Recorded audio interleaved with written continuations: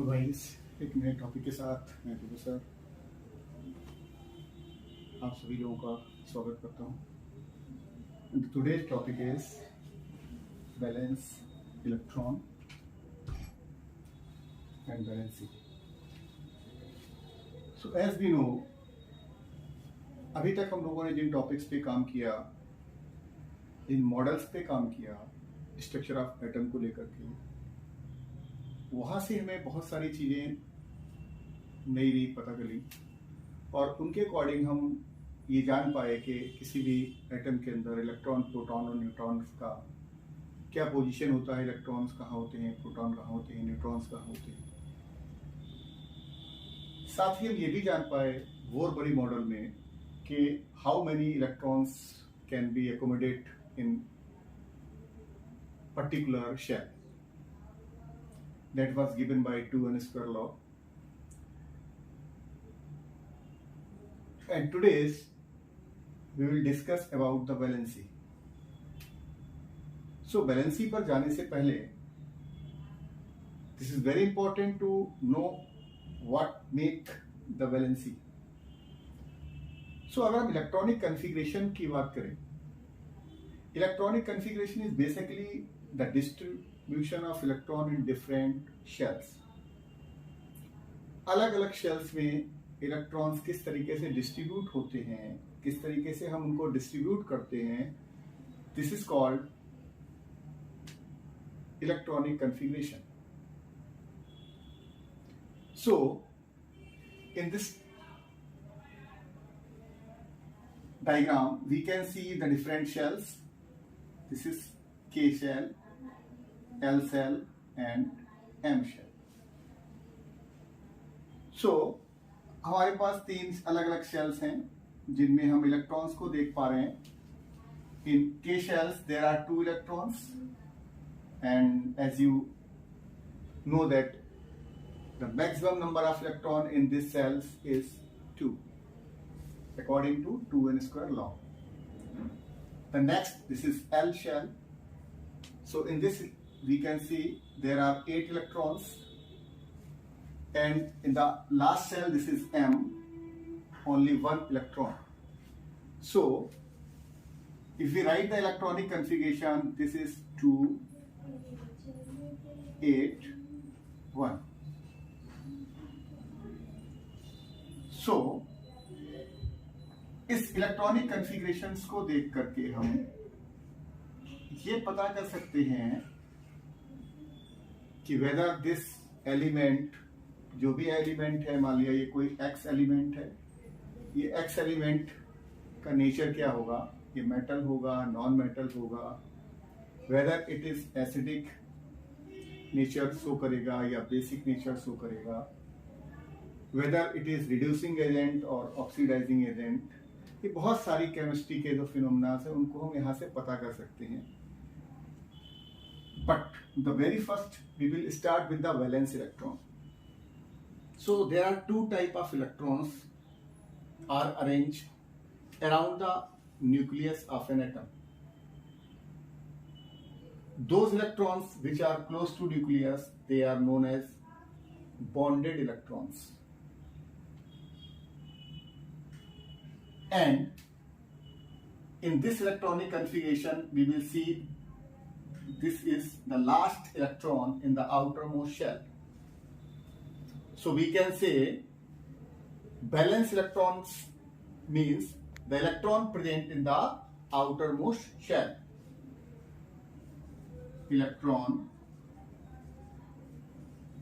present in outermost shell of an atom. किसी atom के आखिरी सेल में जो इलेक्ट्रॉन प्रेजेंट होता है उसको हम कह सकते हैं valence electron. Now this electron which is present in the outermost shell will decide the valency. So valency is basically the combining capacity of an atom. क्या बताया मैंने आपको? वैलेंसी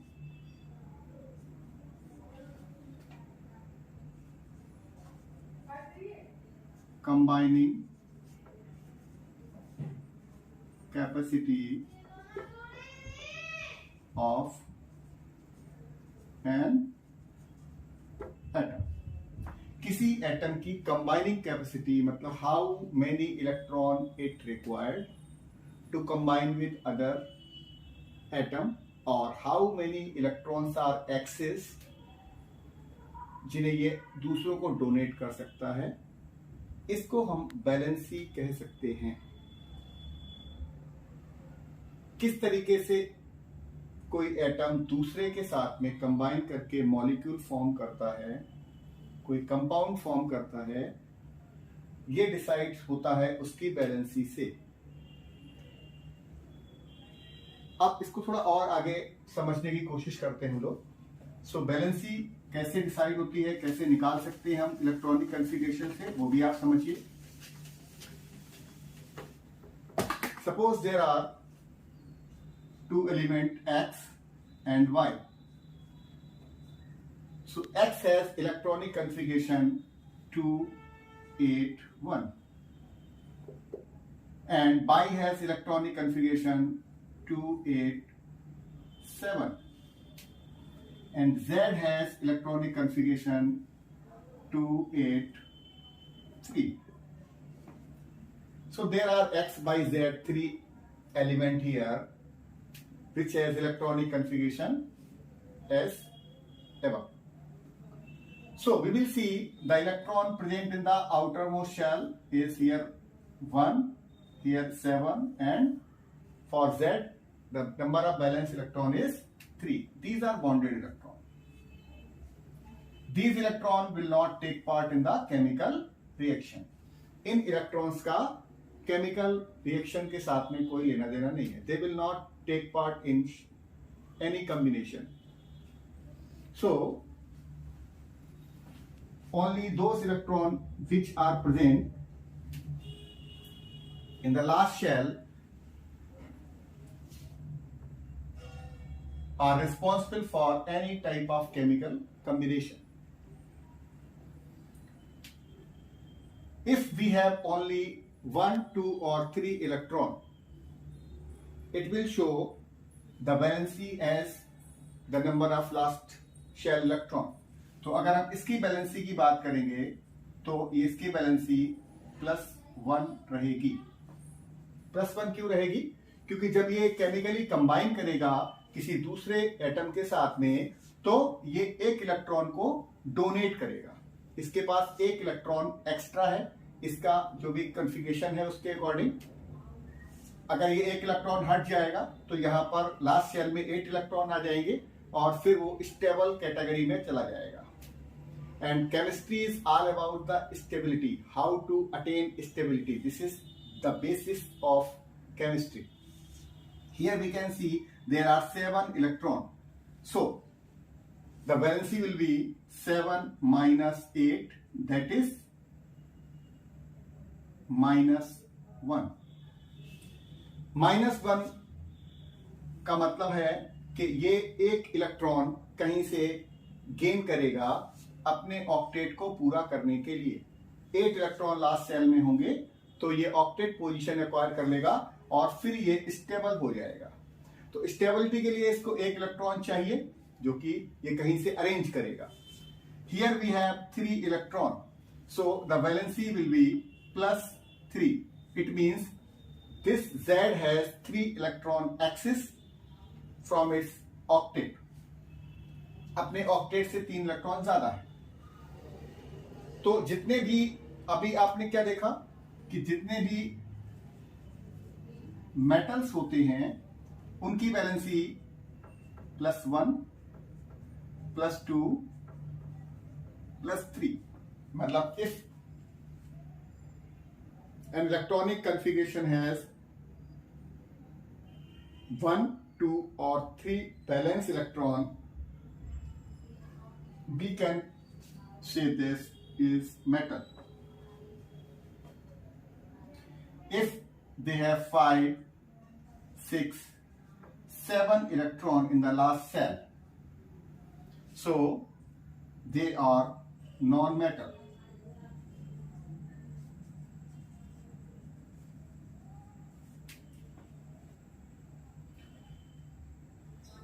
अभी यहीं पर एक चीज और समझेंगे।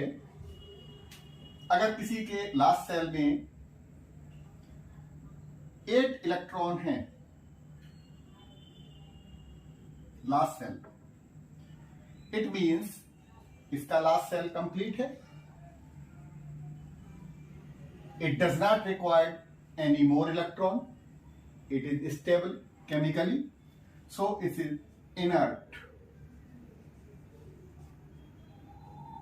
This is called chemically inert, unreactive element.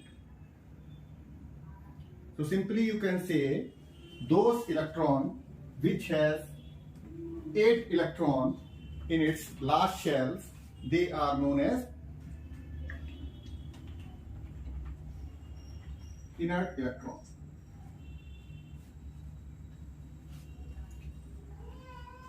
तो इस तरीके से हम वैलेंसी फाइंड आउट कर सकते हैं किसी भी एटम्स के लिए।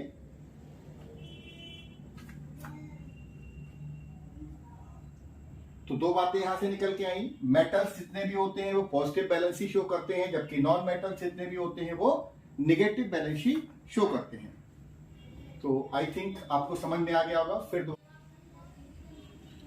सो now we will discuss about atomic number and mass number. अभी तक हम लोग समझ चुके हैं इलेक्ट्रॉन, प्रोटॉन, न्यूट्रॉन्स के बारे में कि ये 3 सब एटॉमिक पार्टिकल्स किसी भी एटम के अंदर होते हैं। सबसे पहले हम बात करते हैं एटॉमिक नंबर का। Atomic number is number of protons present in the nucleus of an atom. क्या होते हैं ये? किसी भी न्यूक्लियस के अंदर कितना प्रोटॉन है, इसको ही हम बोलेंगे एटॉमिक नंबर। अब आपने जब थॉम्सन मॉडल पढ़ा था तो आपने पढ़ा था कि number of protons are always equal number of electron. Positive charge negative charge के बराबर होता है, इसीलिए एटम न्यूट्रल है केमिकली। तो simply we can say atomic number is equal to number of proton and this is also equal to number of electron because these two are always equal in a neutral atom. So atomic number is number of protons which are present in the nucleus of an atom. Now mass number, this is the total number of neutrons and proton present in the nucleus of an atom. किसी nucleus के अंदर total कितना neutron और proton present है, इसका जो total number है this is called mass number. अभी किस तरीके से हम इसको फाइंड आउट करते हैं, किस तरीके से हम इसको समझ सकते हैं. Suppose this is an element x. जब इसको डिनोट करते हैं तो हमेशा एटॉमिक नंबर नीचे लिखा जाता है और मास नंबर को ऊपर की तरफ लिखा जाता है. मान लेते हैं ये एक्स एलिमेंट है 12 और 24. So we can say the atomic number is 12 while the mass number is 24. अब what information we can collect from this? So यहां से हम पता कर सकते हैं नंबर ऑफ इलेक्ट्रॉन्स के बारे में, नंबर ऑफ प्रोटॉन्स के बारे में और नंबर ऑफ न्यूट्रॉन्स के बारे में. This show the number of electrons as well as the number of protons. So there are 12 electrons, 12 protons. Now neutrons निकालने का तरीका क्या है? इसको आप mass number minus atomic number, तो 24 minus 12, this is 12. So इस तरीके से हम किसी भी स्ट्रक्चर से ये पता कर सकते हैं कि इसका मास नंबर कितना होगा, इसका एटॉमिक नंबर कितना होगा, इसमें इलेक्ट्रॉन्स कितने होंगे, प्रोटॉन्स कितने होंगे और न्यूट्रॉन्स का नंबर कितना होगा। इस तरीके से हम इलेक्ट्रॉन, प्रोटॉन्स और न्यूट्रॉन्स के बारे में जान सकते हैं। ठीक है, अभी दो चीजें बहुत इंपॉर्टेंट हैं, मैं और दो टॉपिक अभी बचे हुए हैं, they are isotopes and isobars.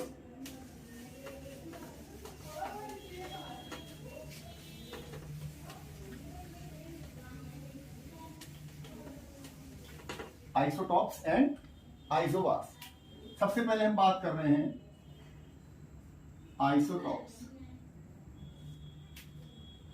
Isotopes क्या होते हैं? They are the atom of the same element, same element के atoms of the same element having same atomic number but different mass number।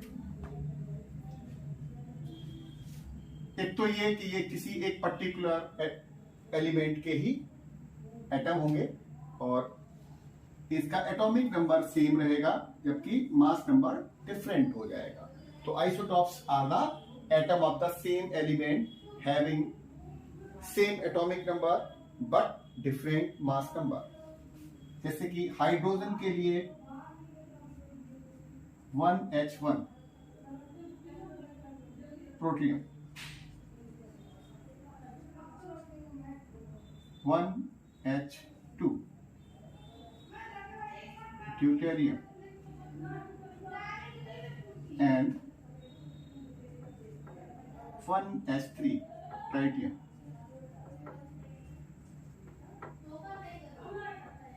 ये तीन आइसोटॉप्स होते हैं हाइड्रोजन के, 1H1, 1S2, 1S3।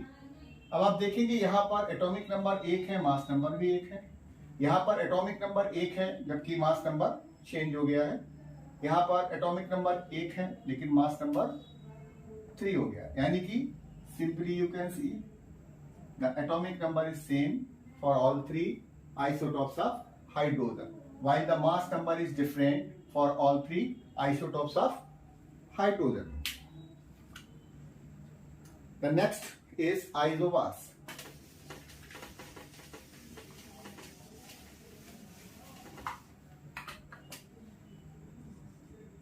Isobars. So isobars क्या होते हैं?